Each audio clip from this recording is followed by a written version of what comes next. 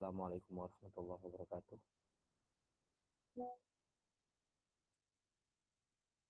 Alhamdulillah wassalatu wassalamu ala rasulillah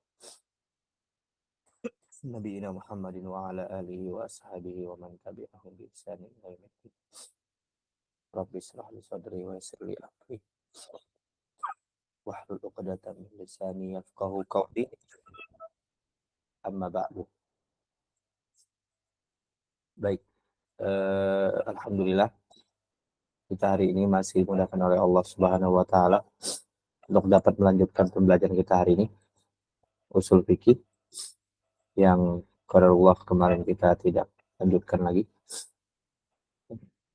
Kita masuk ke bagian ke-9, melanjutkan beberapa bagian masalah umum dan khusus, am wal khas, kemudian masuk ke permasalahan mutlak dan muqayyad, dan masuk ke permasalahan mujmal dan mubayyan. Insyaallah taala ini sesuatu yang penting ya di dalam usul fikih dan sangat banyak sekali bersinggungan dengan dalil-dalil. Dan harus diketahui teman-teman sekalian, hukum dasar sebuah dalil itu awalnya adalah am. Dan hukum dasar sebuah dalil itu juga awalnya adalah mutlak.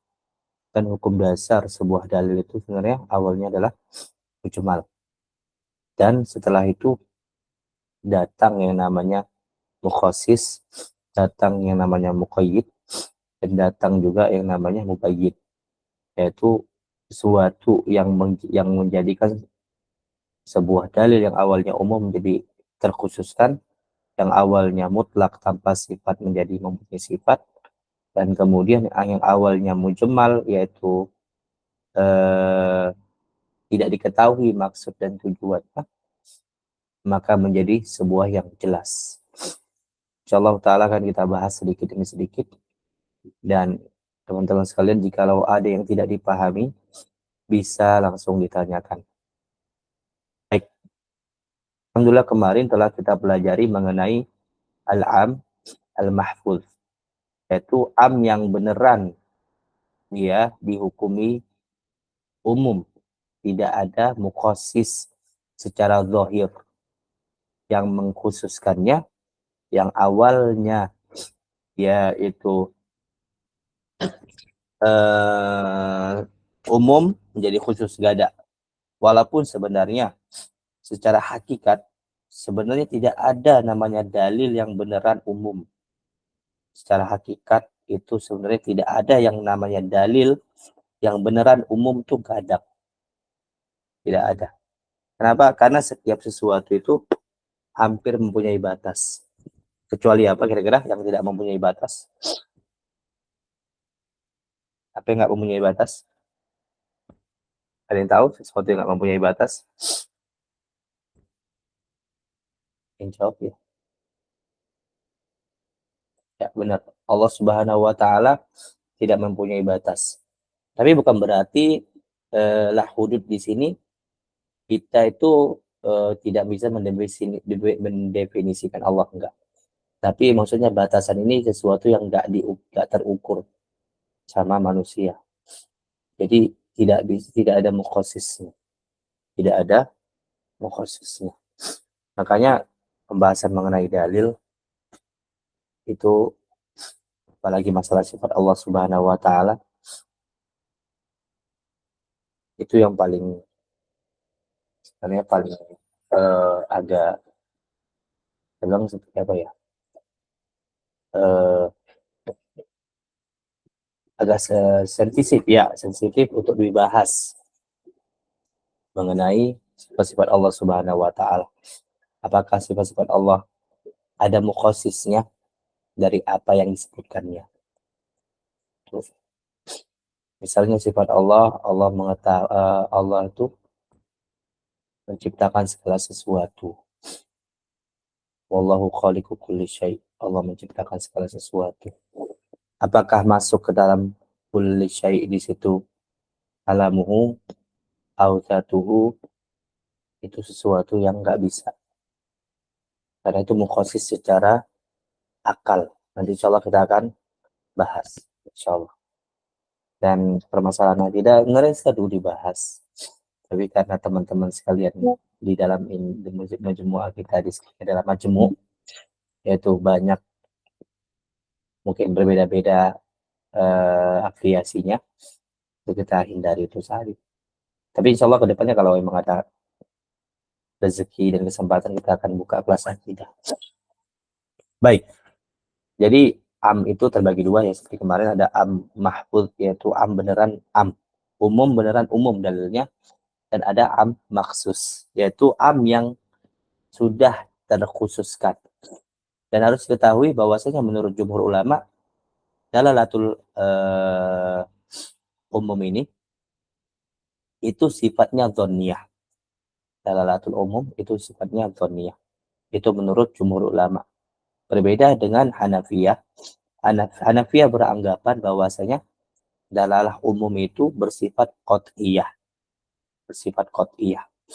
Jadi ketika dalalah umum yang bersifat qat'iyah menurut Abu Hanifah dan kawan-kawan, maka tidak bisa dikhususkan kecuali dengan yang qat'i juga.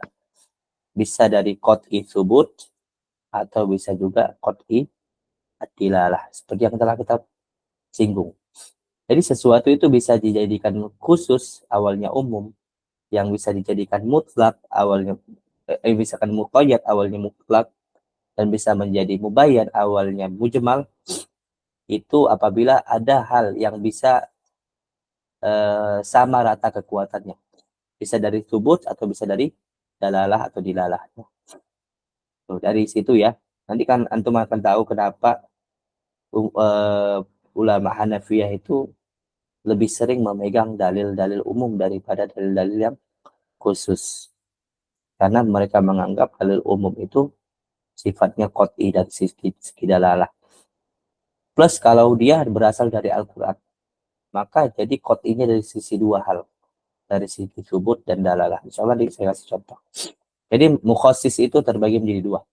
Ada mukhasis munfasil, ada mukhasis muttasil.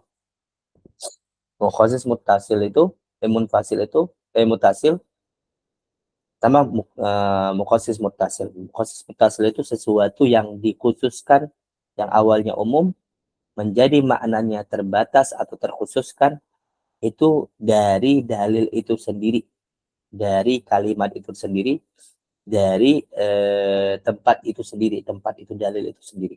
Tidak keluar dari hal itu. Misalnya dari satu kalimatnya kah, atau satu jumlahnya kah. Itu dia namanya muttasil. Adapun munfasil, maka tidak mengharuskan dalilnya di situ saja. Misalnya Al-Quran dengan Al-Quran. Sama-sama Al-Quran, tapi beda ayat. Al-Quran dan Sunnah. Sama-sama dalil, tapi satu Al-Quran, satu Sunnah. Terpisah dia. Begitu juga Al-Quran dengan akal, kemudian ijma, Al-Quran dan ijma, dan lainnya. Itu semua namakan mukhasis. Mukhasis ada dua jenis, ada yang muttasil, ada yang munfasil. Yang muttasil ada istisna, kemudian ada syarat, kemudian ada sifat, kemudian ada goyah. Ada goyah. Kalau kita bahas satu. Contoh penerapan am. Yang di sini am yang mahfuz ya. Yang kemarin telah kita bahas, yaitu amnya yang dia beneran dipahami secara umum. Tidak ada mukhasis yang masuk padanya secara zahir. Tiana bilang, Anda sering banget yang ngulang-ulangi bahwasanya dalil yang beneran am itu nadir. Hampir nggak ada pun.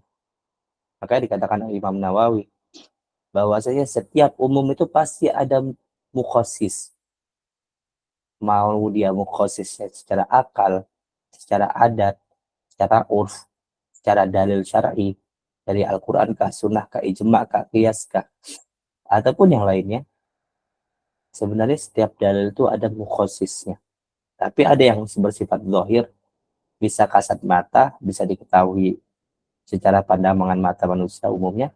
Ada yang bersifatnya yaitu ya, tidak nampak, kita bilang ya, khafi, nggak nampak, karena bersifat yang hanya diketahui oleh para ulama. Baik, ini kita sudah lewatin. Kita masuk ke am maksus. Oke, baik. Dikatakan di sini al-am yukhassisu bid-dalilil akhas ad-dalu ala khuruji ba'di afrodil am an hukmihi. Yaitu am yang dikhususkan dengan suatu dalil yang lebih khusus yang menunjukkan kepada keluarnya sebagian individu am dari hukumnya. Yang awalnya semua individunya masuk dari keumuman lafaz, tapi dikeluarkan dari keumuman lafaz itu beberapa bagian individunya. Dan ini mukhosisnya ini adalah yang kita bahas sekarang adalah mukhosis yang muttasil, yang dia mengkhususkan secara bersambung dengan dalil itu. Di dalil itu sendiri, di kalimat itu, bukan di kalimat, di jumlah itu sendiri, atau kita bilang di kalimat itu sendiri kalau dalam bahasa Indonesia ya, atau di suatu wacana itu sendiri, atau di majelis itu sendiri juga bisa. Majelis itu sendiri juga bisa. Baik. Di sini disebutkan bahwasanya mukhosis mutasil yang pertama adalah istisna. Istisna itu apa? Istisna itu dia itu mengkhususkan sesuatu yang umum dengan pengecualian. Dengan pengecualian.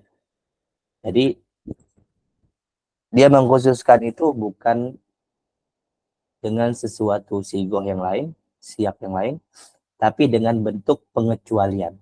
Setelah disebutkan keumumannya, maka dikecualikan dari keumuman itu apa?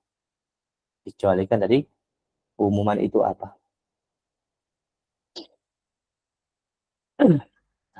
Di sini diantara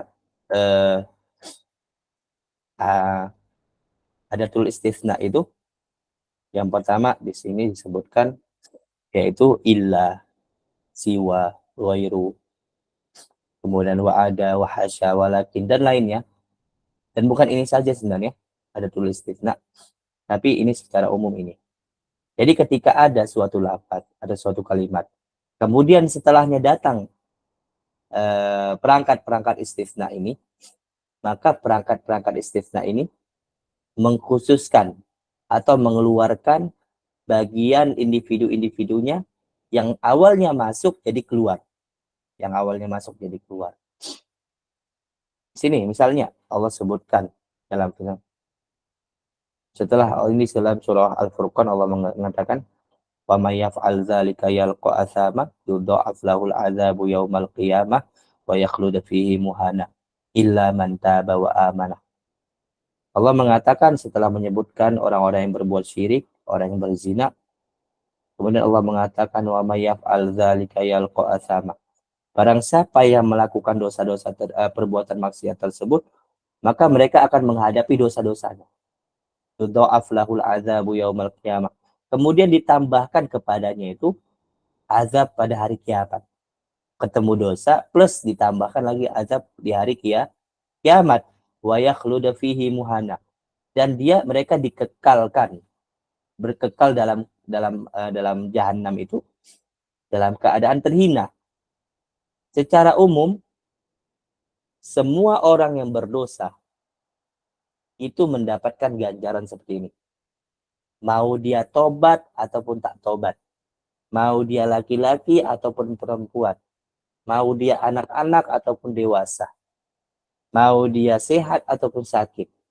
Secara umum, dari kalimat awal tadi, wa may yaf'al dzalika yalqa athama yudha'af lahul adzabu yaumal qiyamati wa yakhludu fihi muhana, masuk dalam hal ini.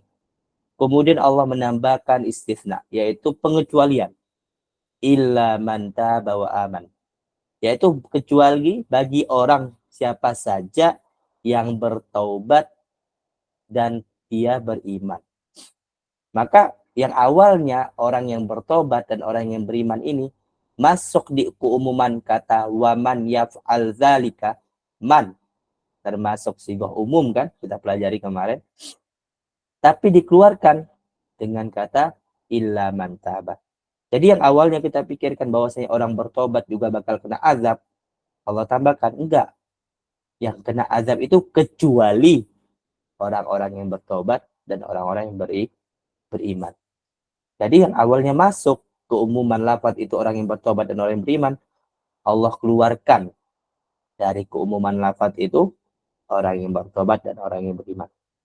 Sampai sini paham atau tidak masalah istitsna pengkhususannya? Ada yang nggak paham?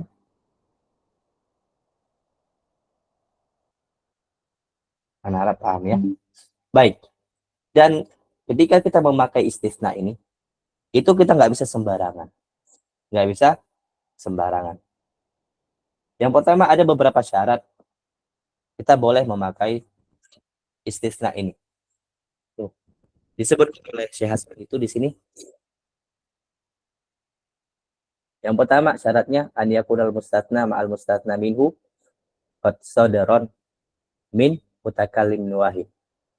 Bahwasanya sesuatu yang dikecualikan dari yang pengecualian itu berasal dari orang yang berbicara satu orang. Nggak boleh orang yang ngomong beda, yang membuat kalimat beda, yang mengecualikan beda.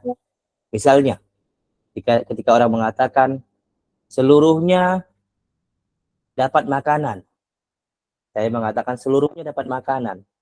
Kemudian nyaut orang lain, kecuali yang pendek. Maka dikarenakan perbedaan orang yang mengatakan ini, maka pengecualian dari orang lain ini nggak diterima. Nggak diterima. Kenapa? Karena bukan dari mutakallim wahid. Bukan dari orang yang ngomong sama, bukan orang yang satu yang, bukan dari orang yang sama ngomongnya. Bukan dari orang yang sama ngomongnya.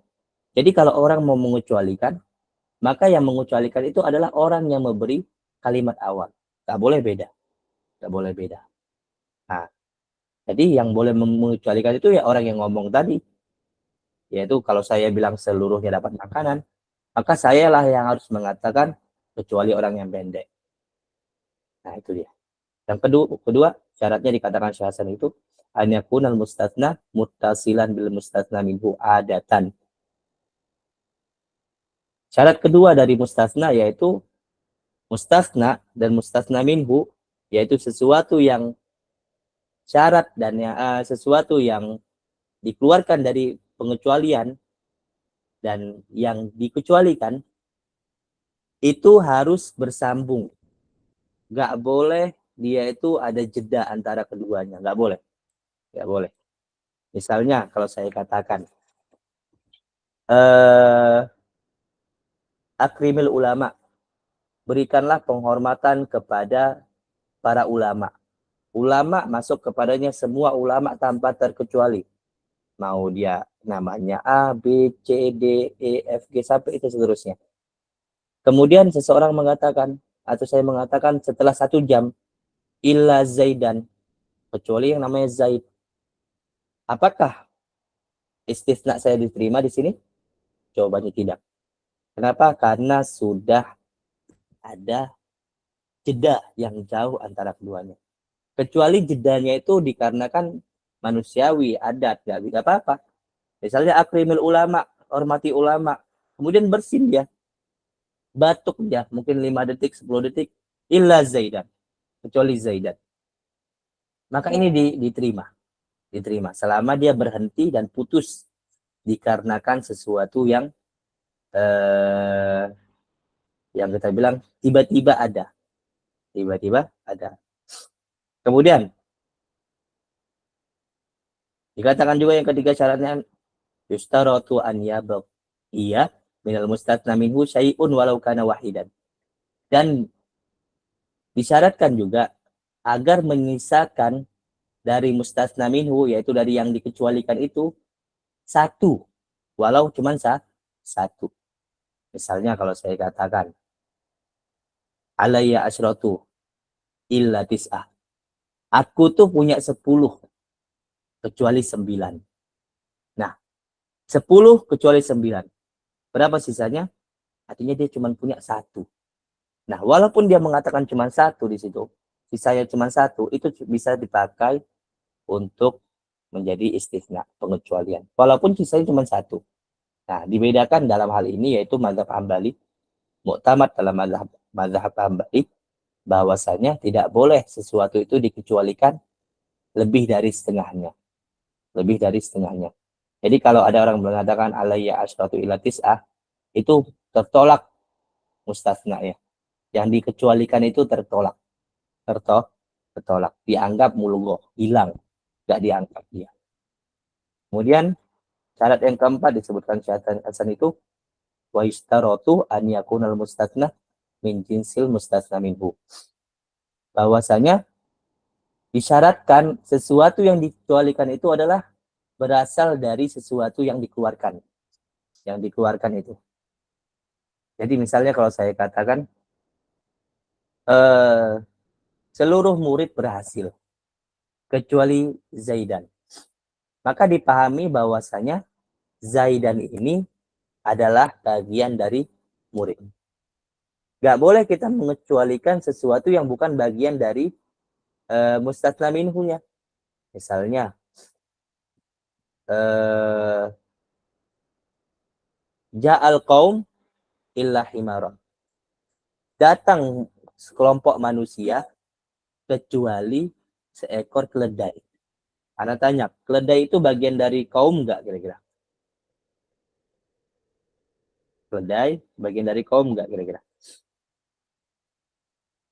Ja'al qaum illa himaron. Datang sekelompok manusia kaum kecuali himar. Apakah himar bagian dari kaum?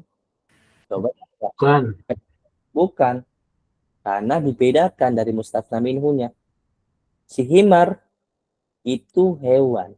Kaum secara adat, urf adalah manusia. Maka nggak boleh kita menggunakan sigoh seperti ini. Nggak boleh. Kenapa? Karena si himar ini berbeda dari kaum. Oke, Ana ada masalah. Allah mengatakan, fasajadal malaikatu kulluhum ajma'un illa iblis. Seluruh malaikat sujud kecuali iblis. Ini diterima atau enggak kira-kira? Diterima atau tidak? Diterima. Terima. Tadi kan saya katakan bahwasanya an yakunal mustasna min jinsil mustasna minhu. Diketahui bahwasanya disyaratkan bahwasanya yang dikecualikan itu merupakan bagian dari yang dikeluarkan itu. Nggak boleh beda-beda jenis. Harus sama jenisnya. Allah mengatakan fasajadal malaikatu kulluhum ajma'un. Seluruh malaikat itu sujud kepada Adam illa iblis, kecuali iblis. Maka dipahami dari ayat ini bahwasanya iblis itu bagian dari malaikat dulunya mungkin. Setuju atau enggak? Setuju tidak? Tidak, Ustaz. Oh, ayo siapa yang bilang setuju? Kenapa? Siapa yang bilang Tidak. tidak? Enggak apa-apa. Kasih argumen. Enggak apa-apa. Siapa tuh Bapak Konita? Bersilakan Bapak Konita. Ya, maklum kalau Apa?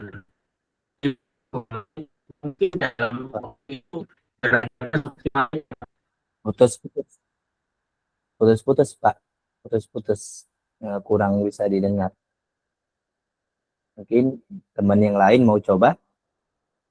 Setuju nggak kira-kira iblis bagian dari malaikat? Tidak setuju, Ustaz. Kenapa? Silahkan, Akh Alvin. Kalau ditinjau dari ayat itu saja mungkin setuju, tapi mungkin ada ayat yang lain yang menyatakan bahwasanya iblis bukan bagian dari malaikat. Tapi di ayat lain juga kayak gitu. Wa idz qala rabbuka lil malaikati inni ja'ilun fil ardi khalifah. Seterusnya banyak ayatnya. Qala ma mana'aka alla tasjuda idz amartuk. Itu semuanya ayatnya illa iblis. Al-Kahfi juga illa iblis. Jadi gimana tuh, Akh Alvin? Wallahu a'lam, Ustaz. Ditakwil, Masya Allah. Ditakwil gimana, Pak? Kenapa kira-kira? Kira-kira kenapa? Nggak apa-apa. Gini gunanya usul fikih untuk berpikir kita, bukan untuk ekor mulu. Enggak. Usul fikih itu gunanya untuk berpikir.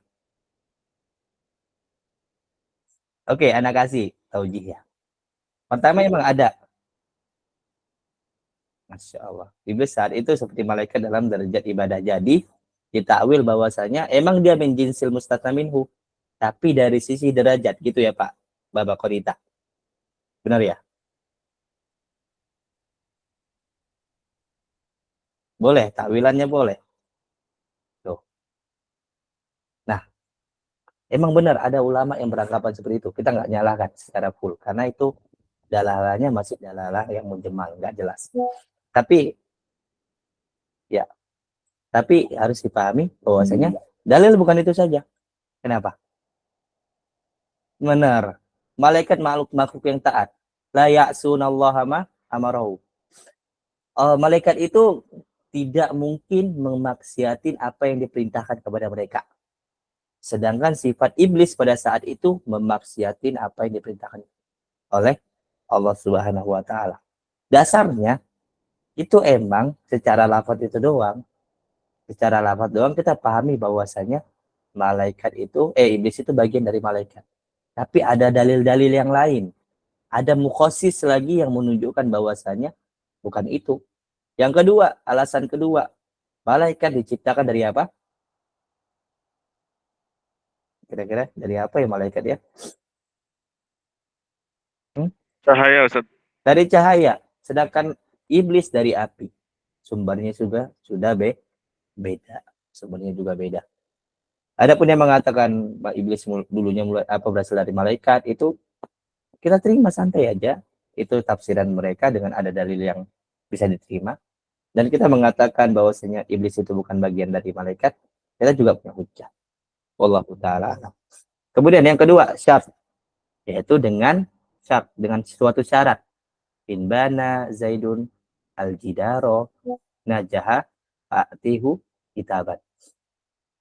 Yaitu jika, innya itu artinya jika. Jika Zaidun membangun sebuah tembok atau dia sukses, maka berikanlah kepadanya sebuah buku. Syaratnya apa? Jika dia dapat membangun sebuah tembok atau dia sukses membangunnya, maka berikan dia buku. Jadi ada syarat di situ. Maka syarat ini menjadi mukhasis. Yang awalnya dia bakal diberikan buku, mau dia bangun ataupun tidak tembok itu, tapi dikarenakan keadaan itu menjadi mukhasis, yaitu menunjukkan bahwasanya itu ada sesuatu yang dikhususkan. Yang awalnya dia mau membangun ataupun nggak dapat buku, tapi karena ada kata in, maka menunjukkan bahwasanya terpenuhnya dulu syarat itu baru mendapatkan hasilnya. Kemudian diantaranya sifat akrimit tiwal minal ulama petujar. Hormatilah yang tinggi-tinggi, orang yang tinggi-tinggi. Dari kata tiwal doang, ini kira-kira umum atau khusus? Tinggi-tinggi. Semuanya masuk. Orang yang ulama kah, orang bodoh kah, orang pintar, orang perempuan kah, laki-laki kah, dan lainnya seterusnya. Masuk semua dari kata tinggi-tinggi ini seluruhnya. Kemudian dikhususkan dengan sifat tertentu, yaitu minal ulama. Minal ulama.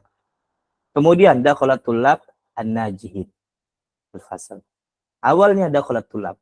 Tulab masuk semuanya. Artinya bodoh, kaya, miskin, pintar, laki-laki, dan lainnya semua masuk. Tapi ada mukhasisnya. An-najihun. Ya, salah tulis itu. An-najihun bil fasal. Masuk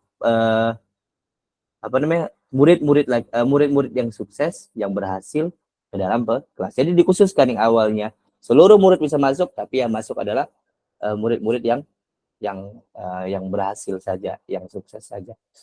Kemudian goyah bisa pakai ila, goyah bisa pakai hatta. Akrimul ulama ila an yadkhulud dar wa yaqulut ta'am. Hormati para ulama itu awalnya dihormati setiap waktu tanpa terkecuali waktunya, tanpa terkecuali keadaannya, tapi dikasih goyah. Maksudnya batasan kita bilang. Ila an yadkhulu sampai mereka masuk rumah dan mereka makan. Nah, ketika mereka sudah makan dan masuk rumah, maka nggak perlu lagi dihormati. Kenapa? Karena ada goyah di situ. Ada goyah. Kira-kira paham yang maksud dari segi mutasil? Ada yang nggak paham? Atau masih ngambang-ngambang?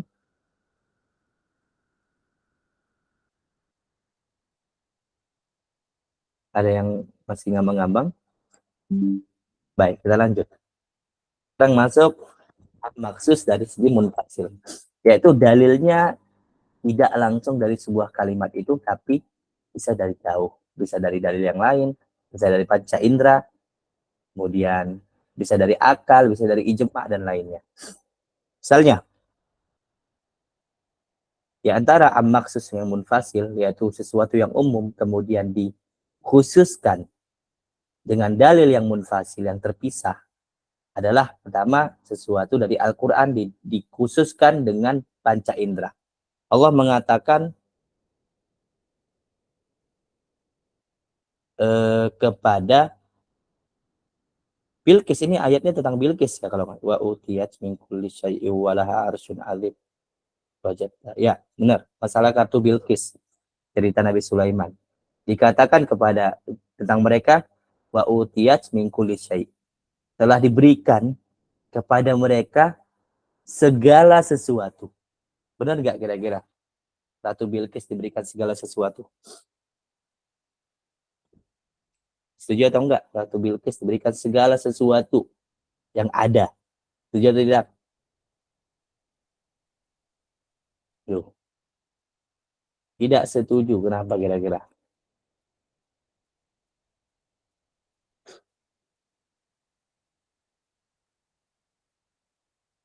Nah, kenapa dibilang enggak setuju kita bahwasanya Ratu Bilqis itu diberikan segala sesuatu?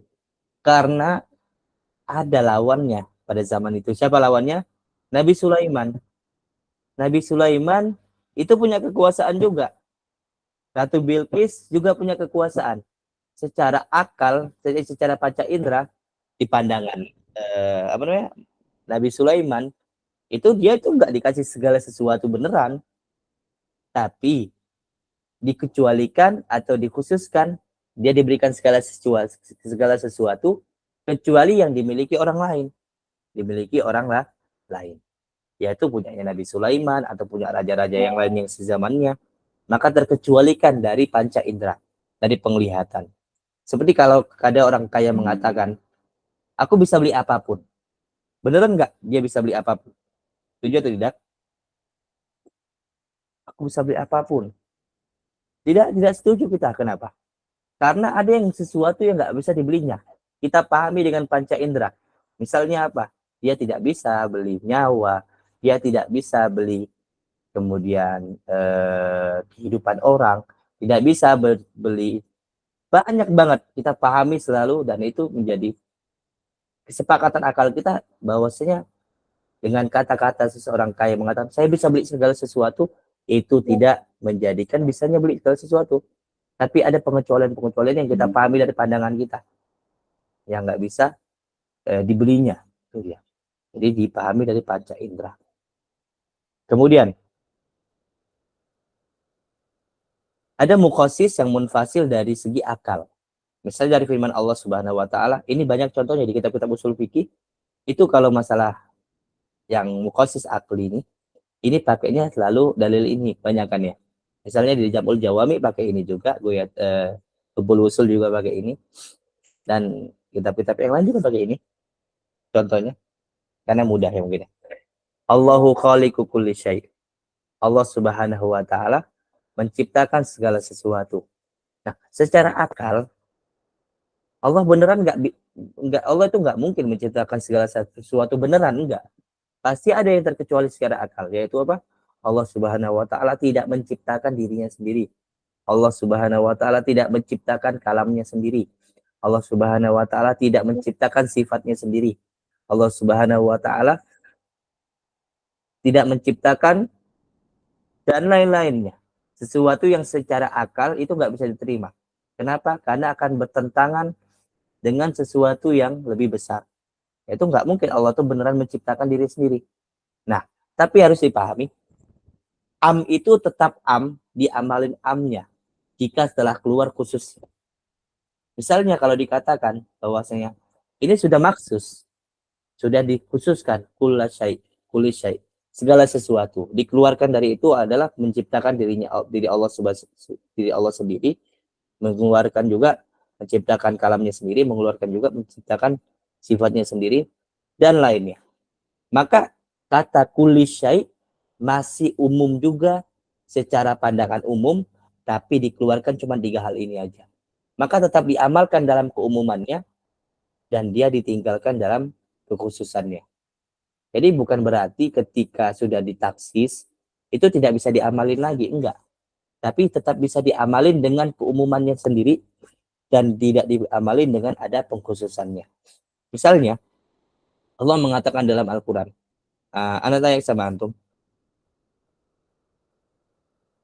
dalil yang mengatakan bahwasanya seseorang itu boleh sholat kapan saja, dalil apa kira-kira? Kira-kira apa? Dalil apa?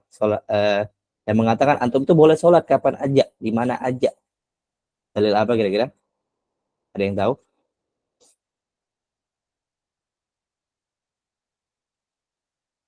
Dalil yang menunjukkan bahwasanya kita boleh sholat kapan aja dan di mana aja, tanpa terkecuali. Yaitu apa? Kata apa? Aqimus sholat. Kata aqimus sholat itu dalilnya am. Am untuk apa? Untuk setiap waktu, untuk setiap tempat, tanpa terkecuali. Makanya adanya dalil sholat mutlak itu dikarenakan dalil ini. Hukum dasarnya boleh sholat kapan aja. Kemudian datang mukhosis dan mengatakan wajibnya sholat 5 waktu dan yang lainnya, itu menjadikan mukhosisnya tetap diamalkan dalam keadaan khusus dan amnya tetap diamalkan secara umum. Jadi 2 hal itu bisa diamalkan secara barengan. Makanya ada namanya zikir mutlak. Makanya ada namanya sholat mutlak. Makanya ada namanya puasa mutlak. Tuh dia. Maka namanya ada namanya sedekah mutlak yang dia itu enggak ada sifat ta'budinya, tapi bersifat boleh bebas kita kerjakan kapan saja, waktunya kapan saja. Kemudian ada juga qiraah mutlaqah. Kita boleh baca Quran itu kapan aja tanpa terkecuali dan ayat mana aja tanpa terkecuali. Itu kenapa? Karena dari keumuman-keumuman ayat yang ada. Keumuman-keumuman ayat dan hadis yang ada. Seperti wa anfiqu mimma razaqnakum. Itu dalilnya menunjukkan kita boleh berinfak kapan aja. Namanya infak mutlak. Nah, walaupun gak ada secara khusus Rasulullah mengatakan infaklah kalian kapan saja, di mana saja, kepada siapa aja. Nggak ada dalil kayak gitu. Cuman keumumannya dari dalil kayak gitu. Wa anfiqu mimma razaqnakum. Misalnya, salah satu ayatnya. Itu umum, kena ke semuanya dan tetap diamalkan secara umum walaupun ada mukhosis. Masalah infak misalnya apa? Zakat. Maka diamalkan mukhosisnya tetap dan boleh diamalkan juga amnya. Selama amnya ini tidak dikhususkan secara penuh. Misalnya al-am turadu bihil khusus. Itu nggak bisa diamalkan lagi amnya. Amnya nggak bisa diamalin lagi. Baik, kita lanjut. Di antara mukhosisnya itu adalah ijma. Firman Allah Subhanahu wa taala, "Az-zaniyatu waz-zani fajlidu kulla wahidin minhuma mi'ata jaldah." Pezina laki-laki perempuan dan pezina laki-laki maka cambuklah ke setiap mereka itu 100 kali cambukan. Kemudian ulama bersepakat. Sebelum itu, pezina laki-laki dan pezina perempuan masuk kepadanya adalah mau dia budak ataupun merdeka, mau dia anak-anak ataupun dewasa, mau dia sakit ataupun sehat. Semuanya masuk dalam keumuman itu. Kemudian datanglah ijma yang mengatakan bahwasanya hukuman budak yang berzina itu 50 kali cambukan. 50 kali cambukan. Maka terkhususkanlah yang awalnya 100 jadi 50. Kenapa? Karena ada ijma. Nah, tetap nggak diamalkan yang keumuman tadi, tetap kita amalkan. Setiap pezina yang lain itu tetap dikenakan 100 kecuali adanya mukhosis yang menunjukkan dibebaskan dari hukum dari umum. Lanjut. Kemudian ini mukhosis antara dalil mustaqil dengan dalil mustaqil. Itu dalilnya dalil yang nakliyah ya, kita bilang. Dalil nakliyah. Misalnya, dalil Al-Quran dengan Al-Quran. Al-Quran awalnya umum, dikhususkan dengan Al-Quran juga. Silakan, ada yang mau baca? Ya, dipersilakan. Ada yang mau coba baca? Nah, Ustaz. Silakan, Ak Alvin. Yang mana, Ustaz? Yang dari Dari Al-Quran dengan Al-Quran ya? ya, Dalil am, yang amnya wal mutallaqatu yatarabbasna bi anfusihinna thalathata quru. yang kedua, mukasisnya. Khasisnya wa awwalatul Wa ulatu. wa ulat oh ya wa ulatul ahmali ajaluhunna ayyada'na hamlahunna. Ya, baik. Yang pertama am. Wal mutallaqatu yatarabbasna bi anfusihinna thalathata quru. Kata al-mutallaqat itu am. Perempuan yang diceraikan. Mau dia kecil maupun besar, cantik ataupun jelek, kaya ataupun miskin. Kemudian hamil ataupun tidak hamil. Dah. Selama namanya diceraikan, perempuan diceraikan, maka masuk dari keumuman kata mutallaqat. Kemudian datang dalil lain di ayat yang lain, di surah yang lain yang menunjukkan ada beberapa bagian individunya yang dikeluarkan dari keumuman itu, yaitu ayat lain wa ulatul ahmali ajalahunna ayyadna hamlahun. Dan orang-orang yang mempunyai yang hamil, perempuan-perempuan yang hamil, maka waktu mereka itu, yaitu waktu mereka untuk cerai beneran itu ketika mereka telah melahirkan apa yang dikandungnya. Yang awalnya orang-orang yang diceraikan, perempuan diceraikan itu kena waktunya itu 3 quru. Maka 3 quru kita hitung 3 kali haid misalnya. 3 kali haid, tapi dikhususkan kepada orang perempuan yang hamil ketika mereka ditalak, maka mereka itu diceraikan itu selesai waktu masa iddahnya itu setelah mereka melahirkan. Seminimal mungkin adalah 6 bulan. Seminimal mungkin 6 bulan. Wallahu ta'ala alam. Kira-kira paham? Al-Quran dan Al-Quran? Atau ada yang masih ngambang-ngambang? Anda perlu suara nih. Anda takutnya antum nggak paham nih. Paham atau tidak? Paham Ustaz, insyaallah. Paham, alhamdulillah. Anda takutnya nggak paham. Kemudian Al-Quran dengan Sunnah. Dipersilakan. Yang mau baca atau Ak Alvin lagi, dipersilakan. Ustaz. Yusikumullahu fi auladikum lidzakari mithlu hadzil unthayain. Laisa lil qatili syai'un. Amnya yaitu dalil yang umum. Yusikumullahu fi auladikum lidzakari mithlu hadzil unthayain. Allah Subhanahu wa taala memerintahkan kalian bahwasanya bagian untuk anak-anak kalian itu laki-laki 2 kali dari perempuan. Kata auladikum itu am. Mau anaknya baik atau jahat, mau dia tinggi atau pendek, mau dia kaya atau miskin, mau dia pembunuh ataupun tidak, mau dia penzina ataupun tidak, semuanya masuk dari kata auladikum. Tapi datang dalil dari sunnah yang mengatakan laisa liqatili syai'un. Tidak ada sesuatu warisan apapun bagi seorang pembunuh. Maksudnya anak yang membunuh bapaknya. Maka dikecualikan yang awalnya si pembunuh ini masuk ke dia dalam keumuman dalil auladikum, jadi keluar dia. Yang awalnya dia dapat 2 dari dapat warisan, karena Rasulullah mengatakan orang yang membunuh itu nggak dapat bagian. Maka dikeluarkanlah afrod dia, individu dia yang awalnya masuk dari keumuman lafaz dikeluarkan. Jadi dia nggak dapat warisan. Orang yang membunuh itu nggak dapat warisan. Tuh, nggak dapat mewarisan. Maksudnya di lil qatil sini bukan qatil secara umum juga beneran, tapi yang membunuh yang membunuh agar mendapat warisan itu. Jadi dibunuhnya bapaknya biar dapat warisan. Itu nggak boleh. Nggak boleh. Jadi membatalkan hak waris dia ketika dia membunuh. Kemudian sunnah dengan sunnah. Silakan. Mas Alvin. Fima saqatis sama'i wal uyuni. Seperti sama Fima saqatis sama'u wal uyunu. Ya. Al-ashr. Al-usyru. Oke, Al-ushr. baik. Ya, 1/10. Fima, ma di sini am. Setiap segala sesuatu, yaitu setiap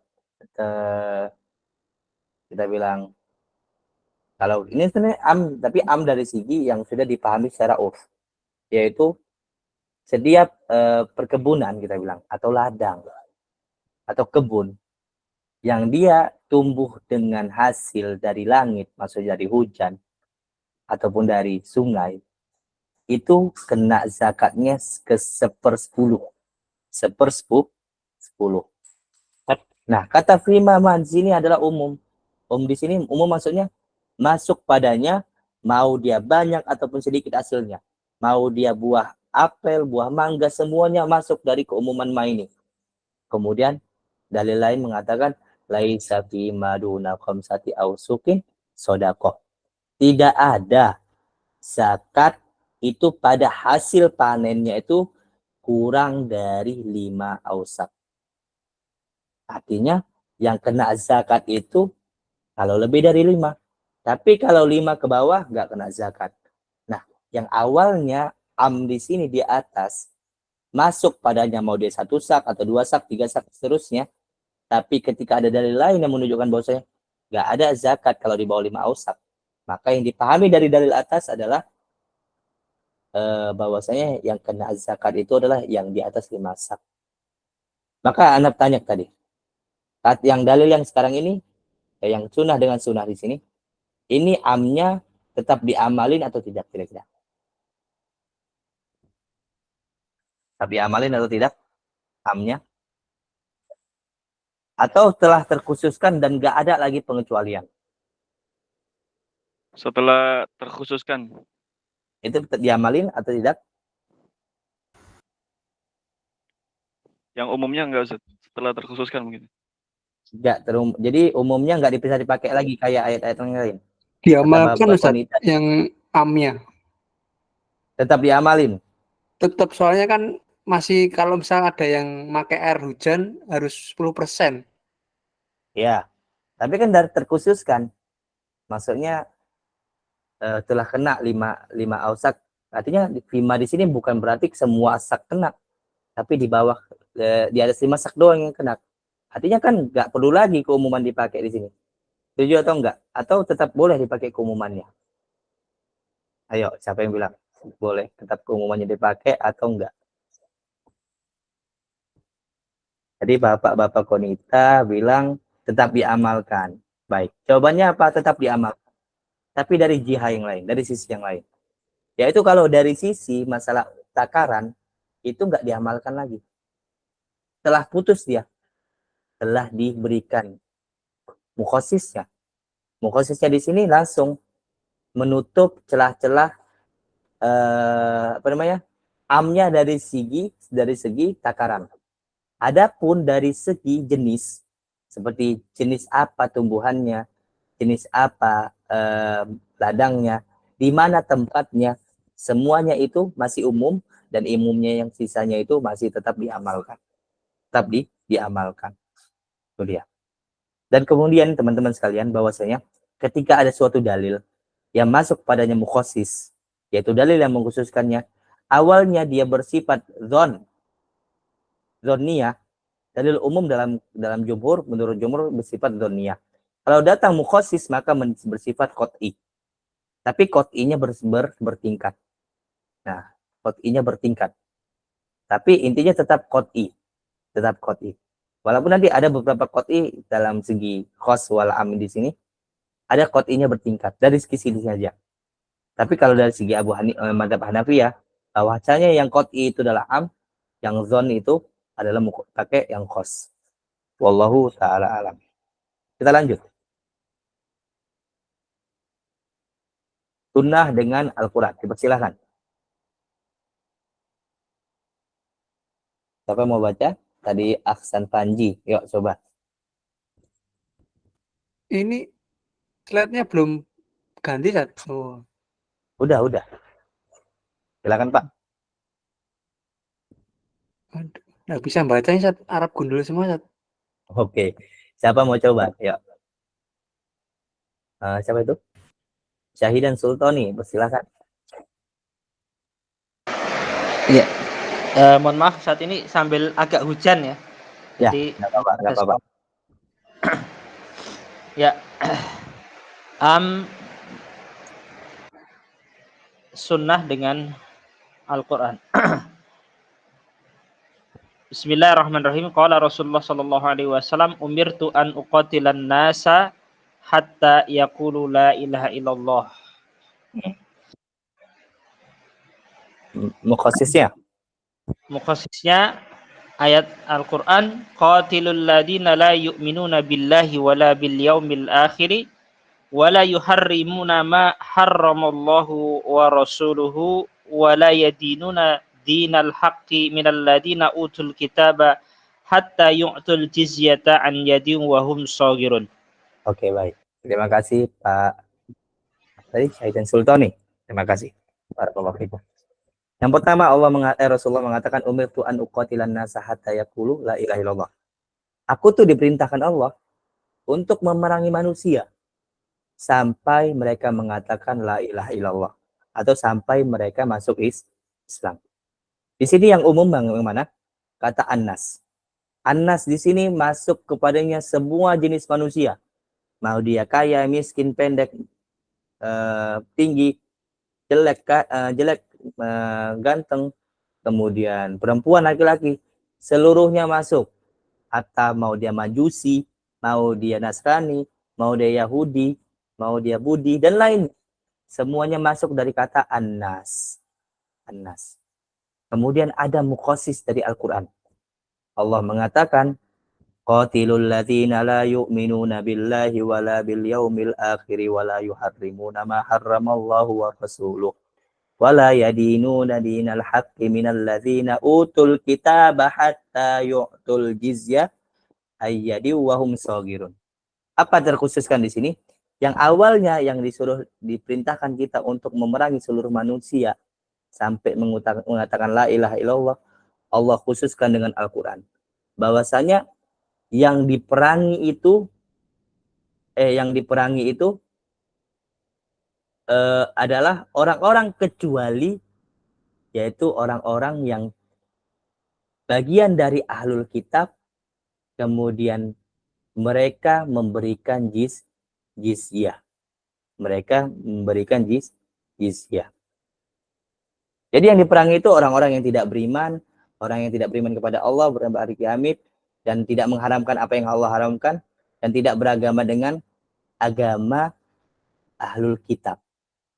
Dan sampai mereka sampai mereka memberikan jizyah dalam keadaan mereka itu merendah. Jadi yang awalnya kita disuruh memerangi seluruh manusia, dikecualikan yaitu orang-orang yang dia membayar jizyah atau pajak kepada pemerintahan kaum muslimin. Jadi ketika perang itu ada beberapa proses ketika kita memerangi suatu daerah dalam Islam. Invasi lah kita bilang. Maka ketika invasi itu diberikan dakwah. Dakwah itu peringatan.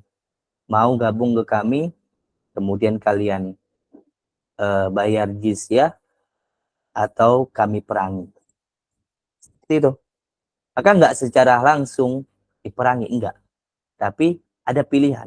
Mau diperangi, kemudian kalau kalah jadi budak, atau mau diberikan kebebasan beragama kalian, yaitu bagian untuk ahlul kitab saja, akan tetapi kalian harus membayar pajak kepada kaum muslimin. Maka enggak secara umum beneran dibunuh atau diperangi seluruh manusia, enggak. Tapi ada mukhasis dari Al-Quran yang menunjukkan bahwasanya yang diperangi itu adalah orang-orang yang tidak bayar pajak, yaitu orang-orang yang tidak tunduk kepada pemerintahan kaum muslimin, kemudian orang-orang yang selain ahlul kitab. Maka beberapa pendapat ulama, yaitu diantaranya mazhab Syafi'i, itu jizyah itu tidak diperuntukkan bagi orang-orang selain ahlul kitab, yaitu Yahudi Nasrani. Walaupun ada juga ikhtilaf masalah Majusi apakah masuk atau tidak. Adapun yang di luar itu, sebagian ulama membolehkan membayarkan jizyah, seperti misalnya Buddha dan lainnya. Seperti itu, satu lagi pendapat lain sama Imam Malik ya kalau nggak salah, membolehkan orang-orang yang berlindung di bawah pemerintahan kaum muslimin selain ahlul kitab dengan mereka membayar jizyah. Tuh. Dalilnya apa kira-kira? Dalilnya juga ini. Kenapa? Allah sini cuma menyebutkan ahlul kitab, bentuknya bukan berarti ahlul kitab doang, tapi sebagai bentuk contoh. Bukan berarti beneran hakikatnya cuma ahlul kitab doang yang dibolehkan, tapi sebagai salah satu contoh, ya orang ahlul kitab dibolehkan. Nah, sama-sama kafir ilahnya. Orang Wasani juga kafir, orang Majusi juga kafir, orang ahlul kitab juga kafir. Tuh. Maka mereka tetap dapatkan jizyah. Itu istidlal para ulama. Dalilnya sama tapi pola pikirnya berbeda. Pola pikirnya berbeda. Jadi awalnya dalilnya umum diperangi seluruh manusia, maka terkecualikan orang-orang yang membayar pajak dari orang-orang Nasrani ataupun ya Yahudi, yaitu ahlul kitab. Kira-kira paham taksis dari sunnah ke Al-Quran ini dengan Al-Quran? Ada yang nggak paham? Atau masih ngambang-ngambang?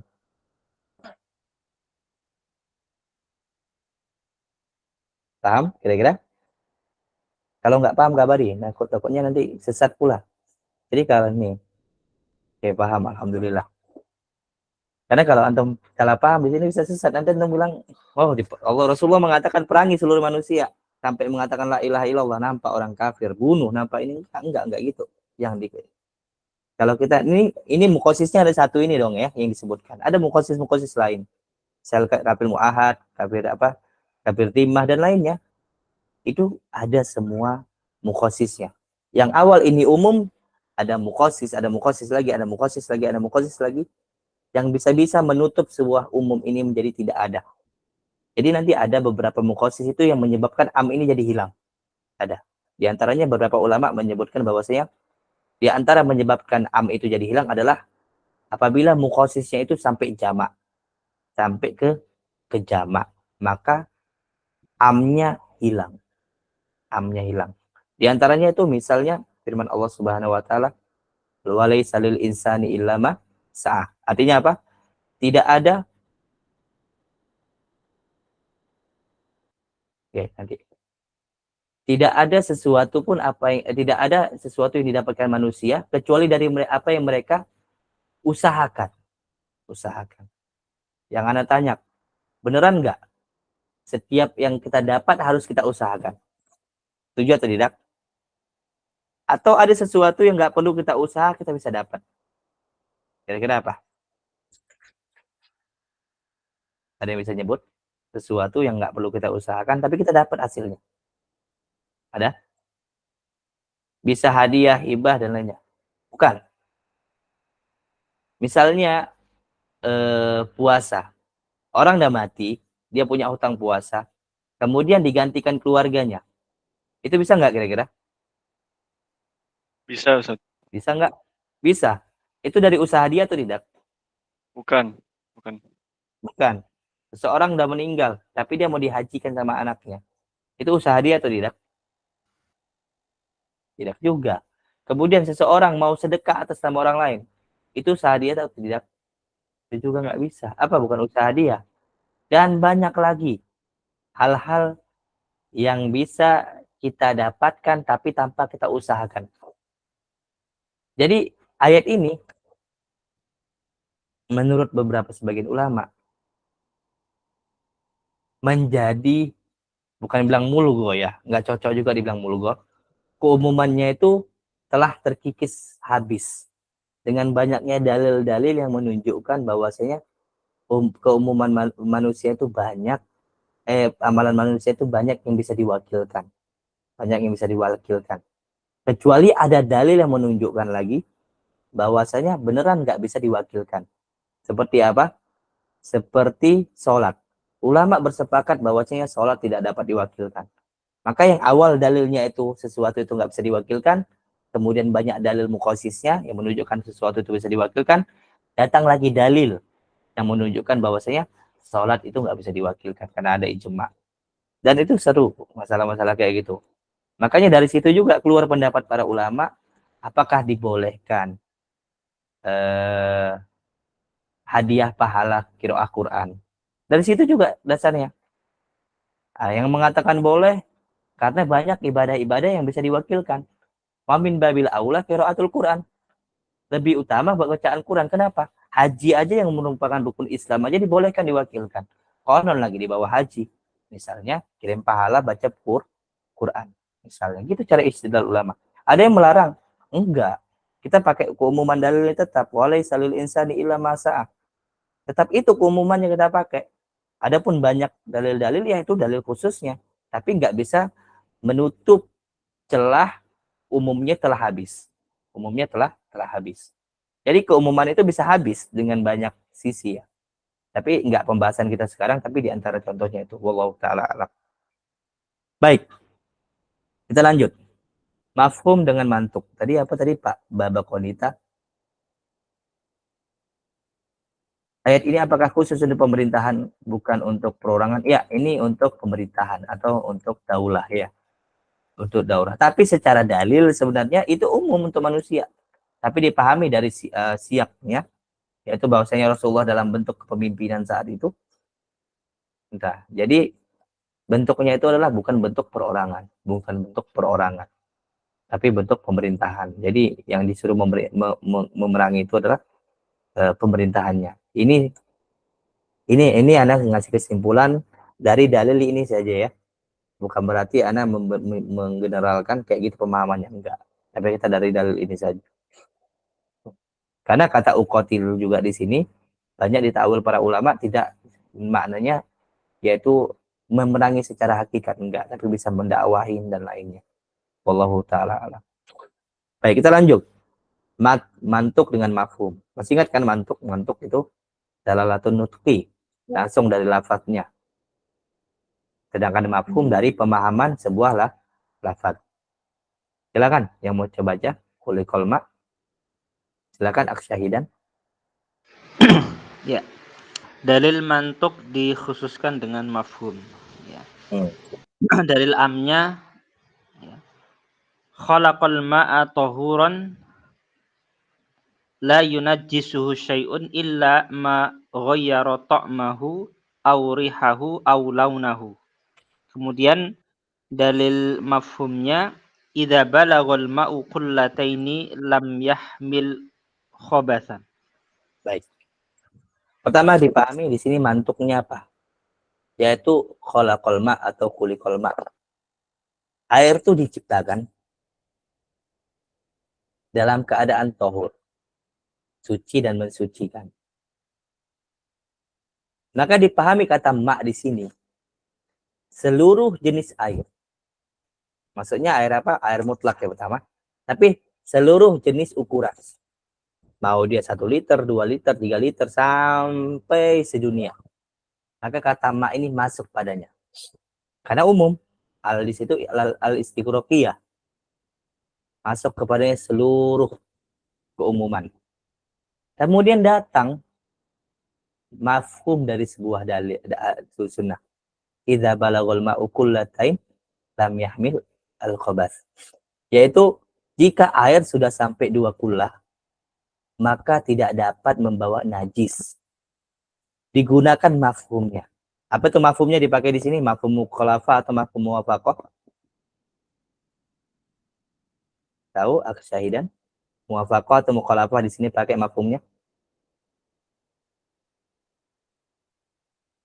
Mukhalafah artinya pemahaman kebalikan. Muwafaqah artinya pemahaman apalagi gitu. Mana kira-kira? Muwafaqah atau mukhalafah di sini dipakai? Tahu tadi Syahidan Sultani? Tahu kira-kira? Agak lupa, Ustaz. Agak lupa, baik, nggak apa-apa. Jadi yang dipakai di sini adalah mafhum mukhalafah. Jika air dari 2 kullah, maka tidak membawa najis. Pemahaman kebalikannya, Apabila air di bawah 2 kullah, maka bisa bawa najis. Nah, mafhumnya itu mengkhususkan dari keumuman dalil yang atas. Yang awalnya semua air itu suci dan mensucikan tanpa terkecuali, mau dia 1 liter, 2 liter, 3 liter, berapa kullah suci semua. Maka datang mafhum hadis. Bahwasanya di bawah 2 kullah bawa najis.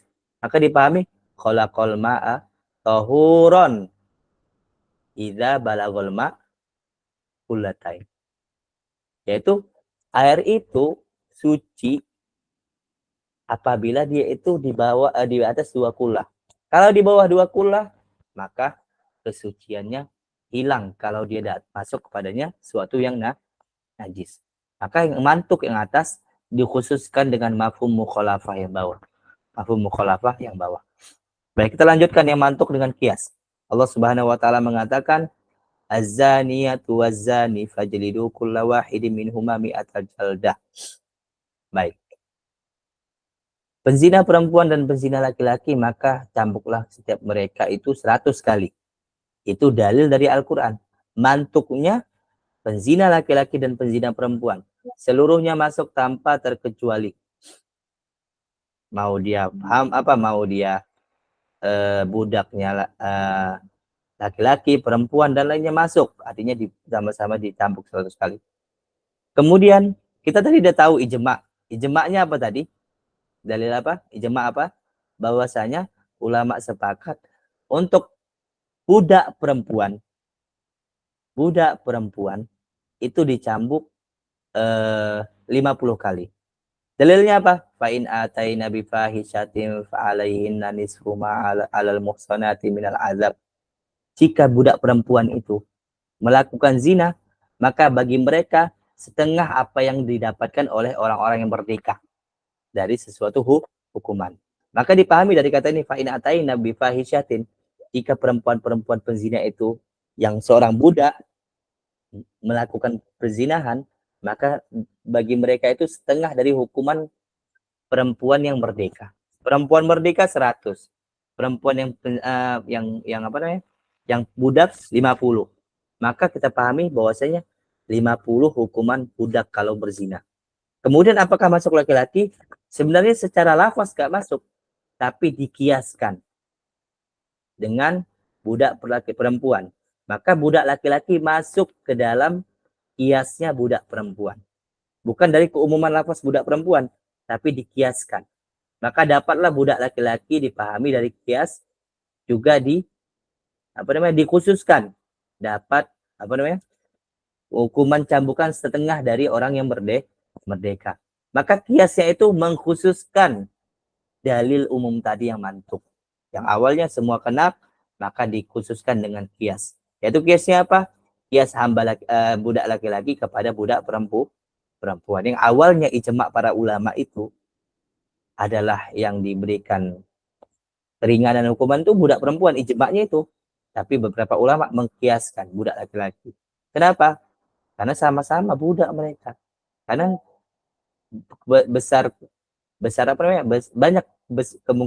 banyak kesamaan antara budak laki-laki sama budak perempuan, walaupun banyak hal yang berbeda, tapi kebanyakan kesamaan mereka. Maka kalau dihitung dari aghlab, maka budak laki-laki itu bisa dikiaskan kepada budak perempuan. Maka ketika telah terjadi pengkiasan antara budak laki-laki dan budak perempuan, maka hukum yang terjadi pada budak perempuan diambil oleh budak laki-laki. Maka dia dikeluarkan dari keumuman lafaz az-zani. Maka dipahami bahwasanya budak laki-laki enggak termasuk dari keumuman lafaz az-zani. Baik, kita lanjut insyaallah. Memang enggak gini. Mau kita lanjut atau kita berhenti? Emang belajar usul fikih itu harus lama-lama. Kalau cepat-cepat enggak seru. Ada yang mau ditanyakan atau kita mau lanjut atau kita berhentikan? Selesaikan umum aja sini. Aduh, kenapa nih? Kembali kepada antum. Kalau mau lanjut, kita lanjut. Kalau enggak, kita berhentikan, enggak apa-apa. Baik, kita baca mukadimah aja kalau emang enggak apa ya. Enggak cukup. Baik, kemudian lafaz itu juga terbagi menjadi 2. Ada lafaz mutlak, yaitu lafaz yang menunjukkan satu variabel yang tidak tertentu, tidak memiliki sifat tertentu, tidak ada ta'yin tertentu, maka dinamakan mutlak. Adapun muqayyad yaitu lafaz yang menunjukkan satu variabel tertentu. Dia mempunyai sifat, mempunyai bentuk, mempunyai corak tertentu. Misalnya kalau saya katakan at-thalib itu mutlak. Dia itu seorang pelajar mutlak. Tapi kalau saya tambahkan at-thalibu an-najihu, pelajar yang sukses atau pelajar yang berhasil. Maka kata an-najihu di situ adalah muqayyad, yaitu sesuatu yang diberikan sifat kepada sesuatu yang mutlak. Yang awalnya cuma pelajar doang, artinya semua masuk, mau dia pendek, semuanya masuk. Tapi yang gak ada sifat awalnya, kemudian diberikan sifat tertentu, maka menjadilah dia muqayyad, yaitu sesuatu yang mempunyai sifat atau variabel tertentu. Ini terbagi menjadi 4 jenisnya. Ada yang dia sebab dan hukumnya sama, ada yang sebabnya sama hukumnya, sebabnya beda hukumnya sama, ada hukum dan sebabnya berbeda, ada juga bila satu hukum yaitu hukumnya sama sebabnya berbeda, dan ada juga jenisnya sebabnya sama hukumnya berbeda. Insya Allah kita bahas di pekan yang akan datang. Anda takutnya ngabisin waktu antum. Puan boleh bertanya, Ustaz? Dipersilakan. Insya Allah kita bahas di pekan depan. Tadi Ta'ala. sempat dikatakan bahwasanya dalil yang umum itu hampir tidak ada, Ustaz. Benar. Nah. Secara akal hampir tidak ada, nadir. Ya, jadi karena tadi masih bingung tentang penerapan dalil umum, Ustaz, yang tadi mungkin di surat Al-Ikhlas itu ya, ada 3 contoh ya. gitu. Ya. Mohon dijelaskan, Ustaz. Yang mana? Yang dalil umum, tentang dalil umum itu tadi. Yang dalil yang mana? Di slide sebelumnya itu, sebelum kekhususan itu. Mana? Ini? Bukan? Ini? Nah ya, yang ini, Ustaz. Saya belum mengerti. Nah, yang mananya kira-kira? Yang dimaksud umum di sini gimana, Ustaz? Oke, umum di sini maksudnya dia secara zahir, dia diamalkan keumumannya dengan keumuman. Nggak ada mukhasis yang nampak secara zahir. Zahir itu secara kasat mata dia nggak ada pengkhususan. Walaupun secara hakikat sebenarnya ada pengkhususnya. Secara hakikat ada pengkhususnya. Bisa dari pikiran, bisa dari qarinah dan lain. Tapi secara zahir ini seperti nggak ada pengkhususan. Misalnya, di sini la ilaha illallah, tiada Tuhan selain Allah. Maka dipahami ilah di sini adalah ma'bud. Ma'bud. Sebenarnya la ilaha di sini adalah la linafil jins. Semua jenis ilah dihilangkan, apapun ilahnya. Mau dia disembah secara benar ataupun tidak. Mau dia suatu disembah itu ada ataupun tidak ada. Semuanya masuk sebenarnya. Tapi dia ini sebenarnya kena kena mukhassas juga, ditaksis juga dia dengan sesuatu yang tidak zahir. Maka di la ilaha di sini yaitu maksudnya la ma'budu bihaqqin. Bukan berarti la ilaha beneran enggak ada Tuhan satupun. Maksudnya beneran enggak ada Tuhan. Hakikatnya apa? Hakikatnya ada Tuhan selain Allah. Yaitu maksudnya sesuatu yang disembah itu ada selain Allah. Bukan berarti Tuhan di sini beneran seperti Allah, enggak. Tapi Tuhan dalam maksud ma'bud ya, sesuatu yang disembah itu sebenarnya ada selain Allah. Tapi kata la ilaha di sini bukan nafi sebenar-benarnya nafi, enggak. Tapi yang dinafikan di sini adalah yang disembah dengan sesuatu yang dengan cara yang benar. Itu hanya Allah Subhanahu wa taala saja. Adapun selain itu enggak ada. Enggak ada. Walaupun secara umum sebenarnya telanjang ini doang dalilnya. Itu sebenarnya hakikatnya maknanya itu mengatakan bahwasanya tidak ada sesuatu yang disembah. Artinya enggak ada agama lain. Kenapa? Karena agama lain itu pasti menyembah. Kalau dibilang la ilaha itu la ma'budah. Itu hakikatnya seperti itu. Kalau dibalikan kepada apa namanya kita bang, lugohnya kepada hakikat lugawiyahnya, maka ilaha di sini ma'bud. Tapi dikhususkan secara tersembunyi atau secara terbang tersirat, la ma'budah bihakin. Maksudnya ma'bud bihakin, bukan ma'bud secara hakikat beneran. Jadi secara umum lafaz ini umum, diamalkan keumumannya, tapi ada pengkhususan yang nggak nampak secara kasat mata. Betul. Karena yang dipakai di sini adalah hakikatul urfiyah, bukan hakikatu ya ini lugawiyah beneran.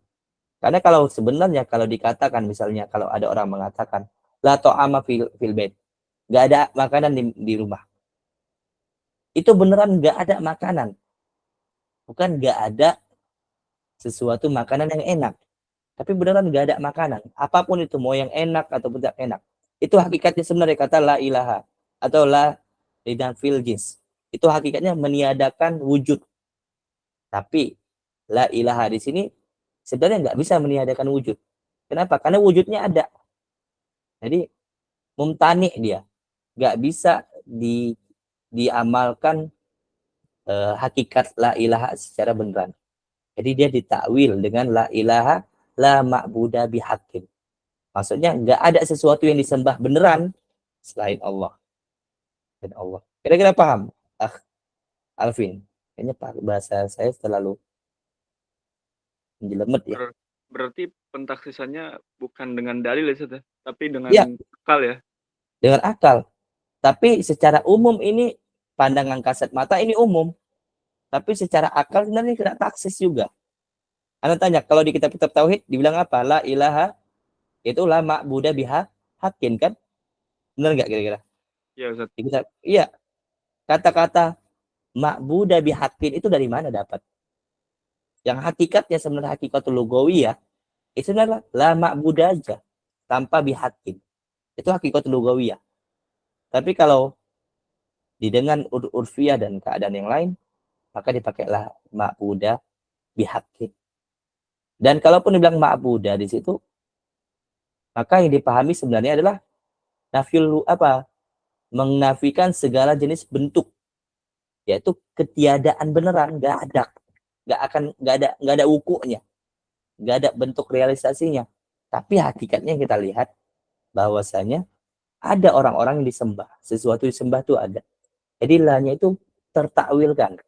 Yang awalnya dia nafyulil jins, yang beneran meniadakan ada wukunya, jadi tidak ada. Kemudian yang awalnya meniadakan ma'budnya secara umum, karena wukunya ada, ditambah dengan bihakin. Ini bukan sesuatu yang apa ya, mengada-ngada. Emang kayak gitu istidlal para ulama. Tapi jarang orang yang bisa paham masalah istidlal kayak gini.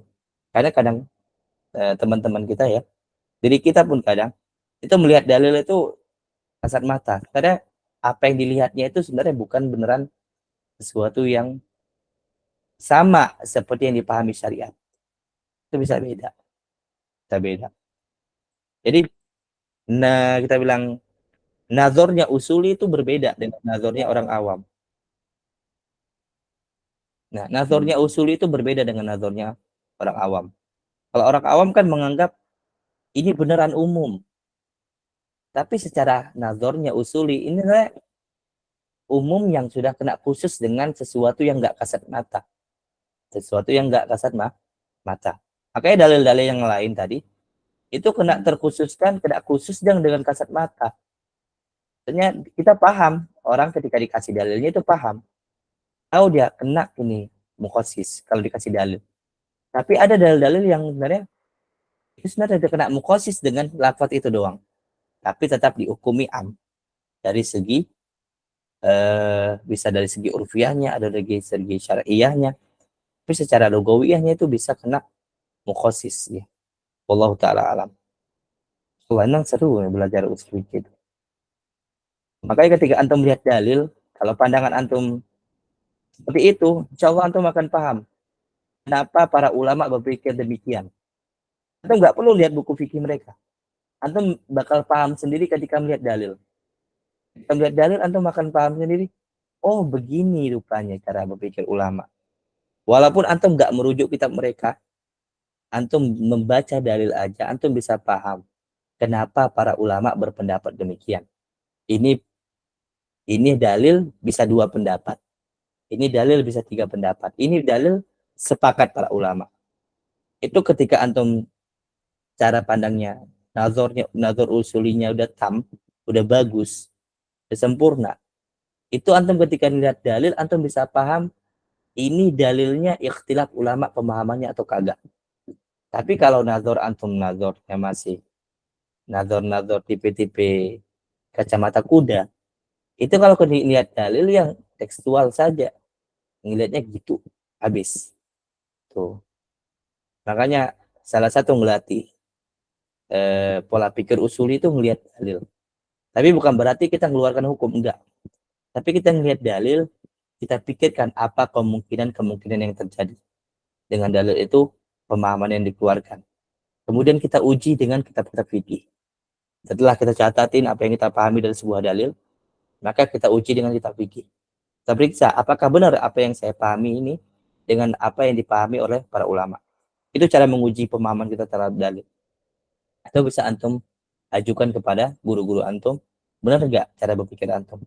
Itu melatih nazar usuli, bukan dengan pandangan-pandangan tekstualitas. Wallahu ta'ala alam.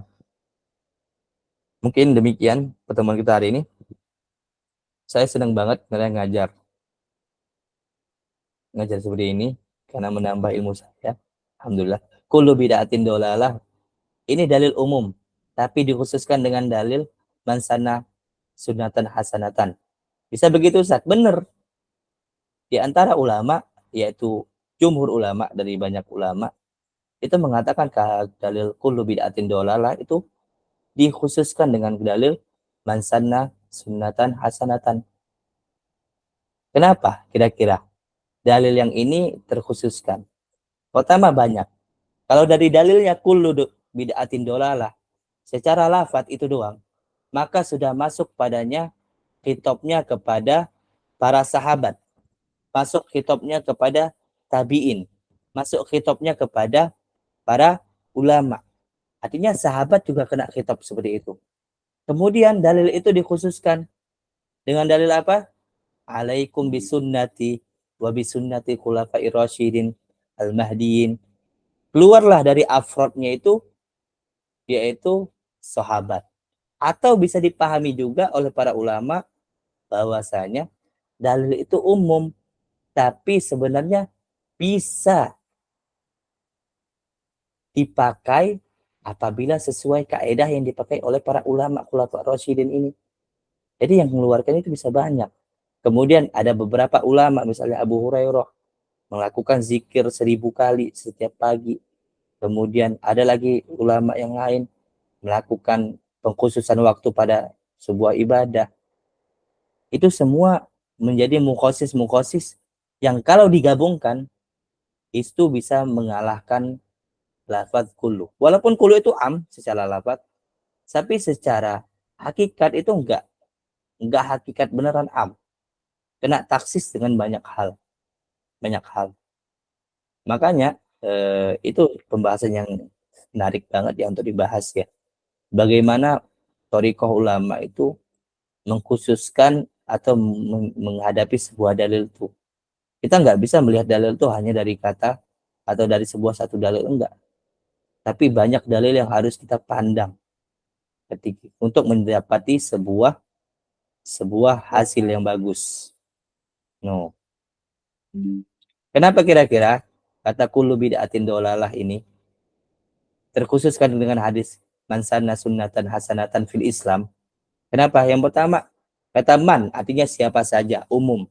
Masuk padanya sahabat, tabi'ut tabi'in, dan lainnya. Kemudian sunnatan hasanatan. Kata sunnatan hasanatan di situ mutlak. Dimuqayyadkan dengan hasanah.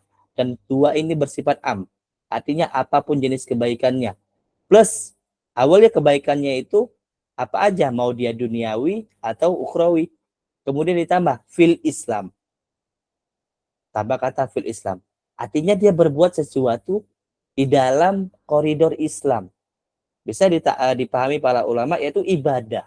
Karena kata fil Islam di situ bisa maksudnya ibadah. Tuh. Sekiranya nggak ada kata Islam, itu bisa masuk kepadanya keumuman. Bisa berbuat baik dan lainnya. Tapi kata fil Islam itu menjadi pemahaman ini maksudnya adalah ibadah. Maka dari kata kullu bid'atin dolalah dipahami itu kena taksis sebagian oleh para ulama. Dan saya nggak menutup kemungkinan memang ada beberapa ulama itu yang menganggap dalil ini dia itu tetap tetap diamalin dan mukhasisnya itu hanya mengeluarkan beberapa bagian saja. Tetap amnya diamalkan. Tapi ada beberapa ulama yang menganggap ini amnya sudah kena kikis. Kemudian amnya ini bisa dipakai apabila dengan syarat. Nah, dengan syarat. Dan itu dua mazhab ya dalam hal ini. Ada mazhab yang mengatakan bahwasanya taksim bid'ah itu gak ada. Jadi bid'ah itu ya dolalah dari dalil ini selalu. Itu dia. Di antaranya Imam Syatibi. Ya. Kemudian ada juga ulama-ulama yang mentaksim bid'ah. Bid'ah itu terbagi dua. Bid'ah hasanah sama bid'ah madmumah. Nah, yang hasanah ini bisa 3 hukum. Bisa jadi wajib, sunnah, mubah. Kemudian yang madmumah bisa jadi 2. Bisa jadi makruh ataupun bisa jadi haram. Ini pembagiannya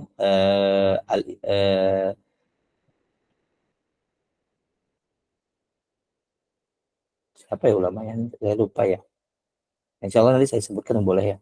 Ada membaginya menjadi 5 bagian menurut hukum. Dan itu sesuatu saya bilang referensi dalam Islam kita logowo dengan apa saja.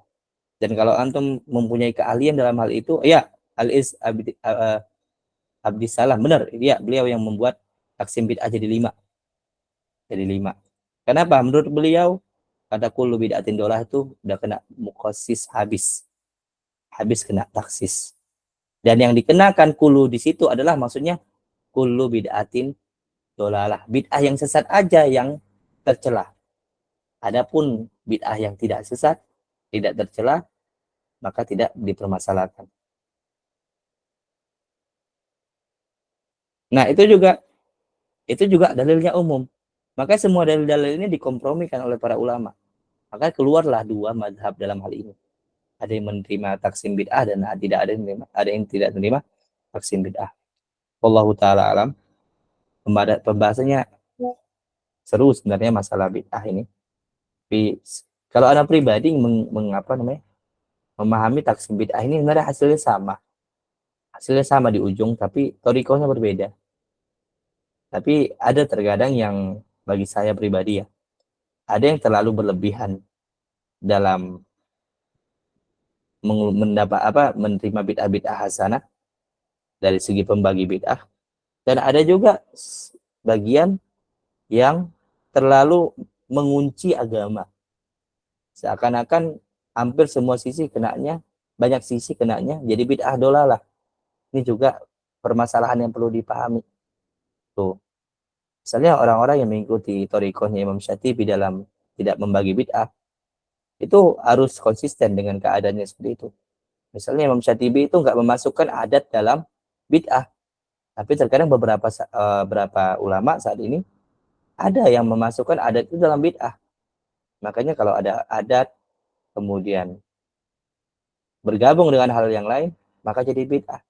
Itu juga perlu dikritisi banyak hal dari segi kiri atau segi kanan. Kalau kita insaf.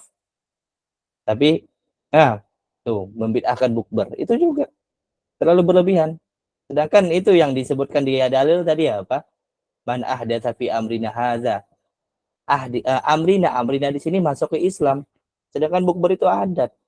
Nah, itu juga permasalahan. Itu pembahasannya panjang banget. Insyaallah taala kalau mempunyai kesempatan kita akan bahas ke depannya. Jadi sampai situ saja pertemuan kita hari ini. Insyaallah kita akan lanjut lagi. Walaupun nanti jumlah pertemuan kita ini kurang dari kitab, insya Allah saya akan tambah sampai kita selesai. Baik, kita tutup dengan doa kafaratul majelis. Subhanakallahumma wa bihamdika asyhadu an la ilaha illa anta astaghfiruka wa atubu ilaik. Wassallallahu ala nabiyyina Muhammadin wa ala alihi wa sahbihi wasallam. Assalamualaikum warahmatullahi wabarakatuh.